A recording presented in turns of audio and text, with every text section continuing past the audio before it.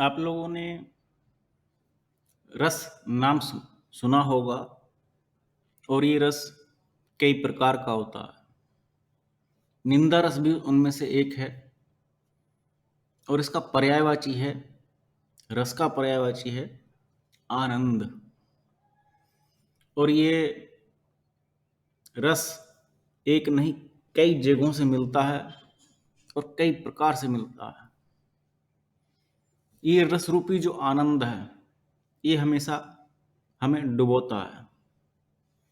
और कैसे डूबता है, आज आपको मैं एक एग्जाम्पल बताता हूं। मोबाइल की लत लगी हुई है, लोगों को देर रात तक देखते हैं, आदत पड़ गई, मनोरंजन है, उसके बगैर जी नहीं सकते। क्यों? उसमें एक रस मिल रहा है, उसमें एक आनंद मिल रहा है जो मनोरंजन से भी ऊपर है। तो वो रस जो आपको मिल रहा है वो कई जगहों से मिलता है। शराबी को शराब से मिलता है, वो उसको बगैर नहीं रह सकता। रस है, वो रसपान कर रहा है, मदिरा रसपान कर रहा है, आनंद ले रहा है, उसमें डूब रहा है। हमेशा ध्यान रखिए, रस कोई सा भी हो, आनंद कोई सा भी हो, वो डूबता है, वो डुबाता है। मनुष्य उसमें डूबता है और वो रस मनुष्य को डुबाता है। ये बड़ी अद्भुत सी बात है। मनुष्य को खुद पता नहीं लगता कि कौन उसे डुबा रहा है, जबकि एक रस उसे डुबा रहा है। संभोग भी एक रस है, बहुत बड़ा रस है। मनुष्य डूबता है, उसके लिए तो दीवाना रहता है। और निंदा रस भी एक रस है। जब दो आदमी बैठते हैं, जब तक किसी की निंदा ना कर लें तब तक बातें कंप्लीट नहीं होती और उनमें आनंद उत्पन्न नहीं होता। 95% लोग जब बैठ करके आपस में बातें करते हैं, तो 95% बता रहा हूं, जो निंदा रस का पान करते हैं। ऐसा नहीं होता कि वे केवल केवल काम की बातें करें और उठ जाएं। मन की संतुष्टि नहीं मिलती। बातों में भी रस है,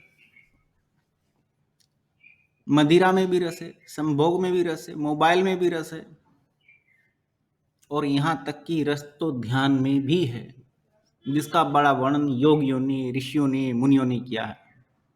कौन सा रस है वो? उसको उन्होंने आनंद जोड़ा, परम आनंद, अति आनंद। लेकिन वो आनंद, वो रस, वो भी तो डुबोता है, क्योंकि जिसको ध्यान की लत लग गई वो छूटेगी नहीं।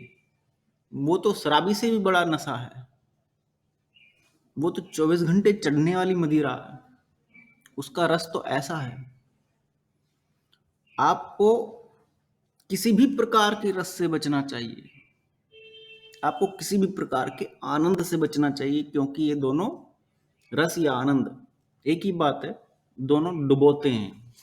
जब ध्यान में रस उत्पन्न हो जाता है, ध्यान में आनंद उत्पन्न हो जाता है, तो वो भी डुबोता है। आपको अपनी भौतिक और आध्यात्मिक परिस्थितियों को बैलेंस करने में बड़ी परेशानी होगी। या तो आप संसार सही से चला नहीं पाएंगे, या फिर अध्यात्म में सही से जा नहीं पाएंगे, बैलेंस बिगड़ जाएगा।